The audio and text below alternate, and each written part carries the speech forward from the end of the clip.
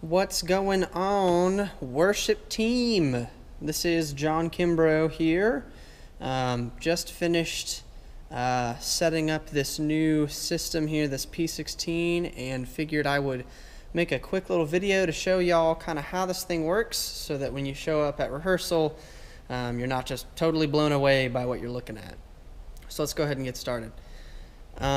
So this is, like I said, what I will be referring to as the P16. Basically, these are individual digital mixers that feed your in-ear monitors. So now, instead of having to call back to the person running sound all the time of, hey, I need a little bit more of my voice in my monitor, now you just come here and you pick the channel that is your voice or whatever. You select it and you turn it up or down. So I want to go through just a little bit about what this looks like and where some things are that you're going to need. First off, let's just start with main. This is your main control. As you can see, it's lit up. For any of these channels right here, when these are selected, so say I select electric 2, this volume knob and all of these equalizer switches and this pan left and right, they all correlate to the one that is selected. So let's go back to the main here. So right now I've got the main selected, and you can see the volume is about 2/3 of the way up, which is about where you want to leave that one. You don't really want to leave your volume much higher than that, although it can get lower. I just don't want you to be blowing your ears out using these new in-ear monitors. So now that we've got our main set, let's go ahead and set the equalizer for the main. This is a raw feed that's coming off of the board, so there's not that much that you have to do with this, but if you really want to get kind of fine-tuned, this is the same exact thing as changing the audio settings in your car. You've got bass, you've got mid-range, and you've got treble, which of course is low, kind of in the middle of the frequency range, and the treble. You can adjust which mid-range you're boosting, so which frequency, by changing this frequency knob. But you probably won't do anything with this initially once you get here. It's just kind of good to know that you can if you'd like to. Let's move over real quick to these, which are general controls that don't get affected when you select anything else on the board. This is the output level. This is a little bit different than the main volume. The output level is basically the gain, and I can tell you a little bit more about the difference between gain and volume on Wednesday night if you're interested in that. But as a general rule, this is another thing that's good to set right at that pretty much 2/3 of the way up level and just leave it for the most part. You're not going to want to mess around with that output gain too much, because again, we're trying to make sure that you're protecting your ears.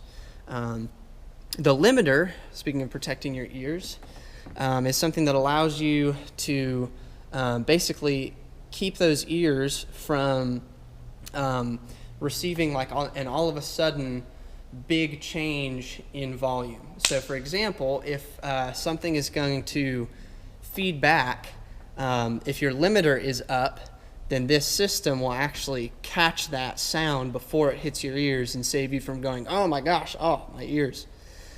So typically speaking, I leave the limiter pretty high up. I leave it right about there just because I want to make sure that I'm not going to do damage to my ears. Great, okay. So let's go ahead and talk a little bit about this section right here. And again, we're still on main right now. We haven't gone to any of these channels down here. This is your pan balance section. So this allows you to shift where the volume is coming out of your ears. You can pan it to the left by turning this knob that way and see how it moves, or you can go, there's back to center, you can go pan right. Now there are a lot of different reasons you would want to do this. You wouldn't really want to do it on the main, I wouldn't think, but you've got that option. We'll talk a little bit more about that in just a second. So let's go ahead and move to some of these channels. Some of these are new, some of these are what you're used to kind of seeing or at least hearing on the stage. But let me just give you the quick rundown. Click is going to be the click track that we're going to be running, not this coming Sunday, but pretty much from now on out. It's a metronome that runs in your ear that also tells you which section of the song is going to be coming up next. So it's a really, really nice tool. I'm excited to start using that. It helps us stay a lot more organized on stage and stay together. So that channel right here is your click. So typically, let's go ahead and select it. With click, I like it pretty well up. I usually set it somewhere around this range simply because I want to make sure that I'm always staying with the rest of the band and I know what's coming up next. So I leave my click usually somewhere around here. We'll put it there for now. Your drums channels are actually split up into 3 different channels. We're going to be moving to an acoustic drum set pretty soon, and so this kind of helped us get to a place where we can easily control the sound of those drums in our in-ear monitors. So this is drums low. This would be like your bass drum. When we mic the floor tom, that big drum that sits on the floor, that'll go in there. Probably going to route any kind of rag tom in there as well. So just for the sake of doing it right now, I'll go ahead and turn that up. Since I've got the click in my ears, I just like to, when I'm playing, I just like to hear a little bit of that. And I'll set it the same way for drums high, which is going to be your cymbals. It's going to be your snare. I'm trying to think what else will be in there. I think that's mostly it. So that's going to be pretty loud anyway, so I typically leave it a little bit lower than drums low. This is overhead mic. So this is something that's going to be a little bit different. In order to capture the sound of the room in your ears, we use what's called an overhead mic. And so the overhead microphone helps you hear the sound of the room in your in-ear monitors. So when you speak in a room, like the room I'm speaking in right now, you can hear some reverb happening. The room has a natural sound to it. If you don't have an overhead microphone, then everything sounds really dry. It sounds like you're listening to a pre-recorded in a studio thing. For example, if I'm a vocalist and I don't have an overhead mic, it just kind of sounds like I'm singing really tinny. I put the overhead microphone next to the drums because I like to get the reverb sound off of the drums, and that's just kind of the way that I like to do it. Lots of people have different methods on that, but it's right here next to the drums because that's where we physically place it, is going to be over the drums. I like this pretty well up, so again, this is, and just for a reference, this is pretty well up for me. You don't want to be pushing things very high, except for maybe your main instrument, because you don't want to blow your ears out. I can't stress that enough. Protect your ears at all costs. Bass, I like hearing a lot of bass when I'm playing because that's kind of what keeps me on rhythm. So I'm going to turn that up to probably right about there. Electric 1. So if I'm playing electric, I'll usually play electric 2. I'll put myself in that slot there. If I'm not, I just like to hear a little bit of what's going on with the electric guitars. So I usually put those at about a level 3. Now, if you remember, we talked about this pan balance section right here, okay? If I've got 2 electric guitars going, it's kind of hard for me to figure out which guitar is playing what. So the way I solve that problem is I pan one of them left and I pan the other one right. So let's say that I am facing off stage and I've got an electric player, say Bill, he's over on stage right. I would pan him all the way or almost all the way right. Okay. Then I've got another electric player that's closer to me but is also stage right. I would actually pan them to the left. So that way I can hear 2 different sounds and make sure I know who's playing what. Acoustic guitar, if I'm leading with acoustic, I'll have this up a pretty good bit so I can hear what I'm playing. You know, right about there's probably good. This one's a new thing that I think y'all are going to find really helpful. This is your channel for Talkback microphone. I think a few of you have mentioned to me seeing professional musicians have the ability to hear things coming from front of house, coming from their sound person. For example, I went to see Carrie Job in concert last week, and they actually had 2 different talkbacks. They had a way for her and for her husband to talk to front of house from the stage, and vice versa, I'm sure, although I don't have a way to confirm that. So, your talkback, it's nice to have this up a pretty good bit because it's not going to be playing all the time. But say Dave Elligood is running sound for us in the back, and all of a sudden something happens on stage, and or he recognizes that we're going a little bit too long. He can come over a microphone that's attached to the board in the back and speak to us directly in our ears. So say we're playing along on a song, and we've got like 3 choruses scheduled for the end, and our time is looking pretty tight. He can come over the microphone and say, hey, let's cut 2 of these choruses off the end, go ahead and end it now, and we would know to do that. Or he could say pretty much anything. You get the point. So that's the talkback microphone. It's nice to have that pretty well up so that we can all be kind of listening and communicating the same way. This is your piano channel. Piano channel is number 10. So let's say Jeff is the keyboard player that's scheduled for that Sunday. Jeff likes to run a 2 keyboard system. He likes to have his keys on the top, and he likes to have the Roland on the bottom where he just has a piano tone pretty much. This gives him the ability to have 2 separate channels. So he's got piano in one, which would be probably that bass, that lower piano console. I like to hear that, but again, that's not a primary instrument that I'm looking for. So I'd leave it right about there. And then keys is going to be probably that upper rack. Again, I'm just going off of Jeff's setup because I know it pretty well. That upper rack where he's running through his computer and he's going out into the house. I like being able to hear pad pretty well, so I'm going to put that at a 4. Now, let me pause here and tell you kind of a cool thing. Once you've got these set, if you want them to work together, so you want to be able to just hit one button and change the volume of it instead of having to hit this, change the volume, go over here, change the volume. You can actually come all the way up here to this setup section, which we'll talk a little bit more about toward the end here. And you can hold the link button. Actually, you don't even have to hold it, looks like. And you can select piano.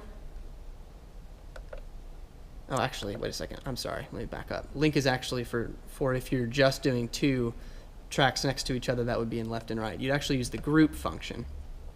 You'd select which ones you want to put in a group. So piano and keys. See how they're both flashing now? So now if I select, let me change over here. If I select one of these, it selects both of them, and that's the volume for both of them. You can still select them individually, but it's going to change it in proportion to one of them. So I actually don't use the group function very much, so I'm going to take that off. But you've got that capability if you want it. So that covers these here. Whoa, he's got boosted big time. All right. Okay, I'm going to come back to loop in just a second. So this is Vox 1. These are your vocal channels right here. Okay. So Vox 1 is usually reserved for worship leader. So I'm going to go ahead and set that pretty high because that's going to be my voice that's coming up Sunday. So because I've got this set at an appropriate level, I can actually push this all the way up if I want to and not damage my ears, but I like to have just a little bit of leeway space if I need it. Voice 2, if you are voice 2, again, you'd do exactly what I just did on voice 1. But if you're voice 2, or if I am voice 1, I'm going to want to hear voice 2 and voice 3, but I don't want it as loud as what I already have. Vocal channels tend to run a little bit louder in my experience anyway, so I'm going to leave that at about a 3. I'm going to leave that at about a 3. And then last but not least, the pastor microphone, so you can actually hear what the pastor's saying. I'm going to go ahead and turn that up a pretty good bit just so that I can hear what they're doing. Okay, so I just went all the way through all of these channels and set my levels, with the exception of this loop channel. Let's talk about this. I've explained this to a few of you, but I'll go ahead and explain it to the rest of you who are watching. The loop channel is going to be used for things that are pre-recorded tracks that are instrumentation that have instrumentation that we don't have the capability to run. So for example, say we're doing a song that has a really cool, well, actually, let's use a real example. Let's say we're doing an All Sons and Daughters song that has a pre-recorded cello in it. I'm using them because they do that a lot. So I would run from my computer that is running the click track. I would also run a loop track. That's just a slang term for a pre-recorded track. I would use a loop track of their originally recorded cello, and that would route through this channel. So I like having the loop. It looks like I already set that here. I like having the loop, you know, pretty much the same volume as other things. I like having it close to the keys, because a lot of the time what I'm running through loop is going to be a pad sound that's going to be in addition to the sound that Jeff or whoever else is playing on keys, just to kind of give the room that really full sound. So I'll be using pad loops a lot. So I prefer to kind of keep this together. That being said, some people prefer not to hear that at all, so you can actually turn that pretty well down if you want. But for me, I like it set right about where it's at, right there.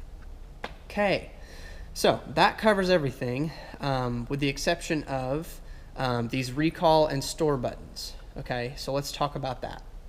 Oh, and these solo and mute buttons, but you're not really going to use those very often.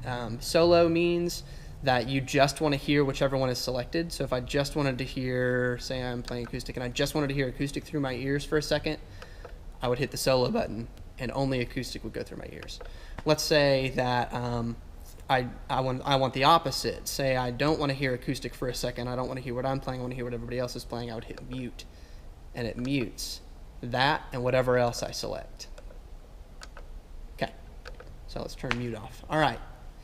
So the last thing that I'll draw your attention to is, is these buttons right here, recall and store.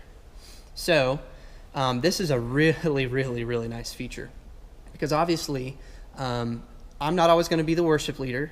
The same person's not going to be playing bass or electric 1 or electric 2 or all this.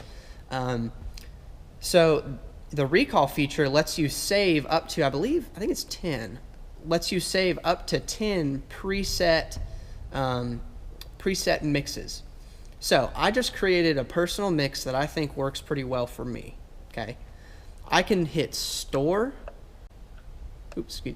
Hold store, and I can go down here and I can save that as preset number 1, and it just saved it. See how it's flashing? So now, let's say that somebody comes in here. Let me just give you an example here. Let's go to my voice. Say somebody comes along and we've got a guest worship leader, and they turn their voice for some reason or another down there and do all kinds of other stuff. I can go in here, I can hit the recall button. I can hit number 1, and it just recalled. Oh, you know what? I didn't store it correctly. Oh, no. Well, when you do store it correctly, it would recall exactly what you had just done. And I believe what I did was I hit that, and I think you have to confirm. I think you have to hit it twice. So anyway, if I had done that, then it would have recalled the mix that I just made. Last thing, all of these are labeled. So this is the worship leader P16. Okay, so that means if you're the worship leader, you would come out, you'd grab that P16, and you'd plug it in, and I can show you at rehearsal where you would plug that into.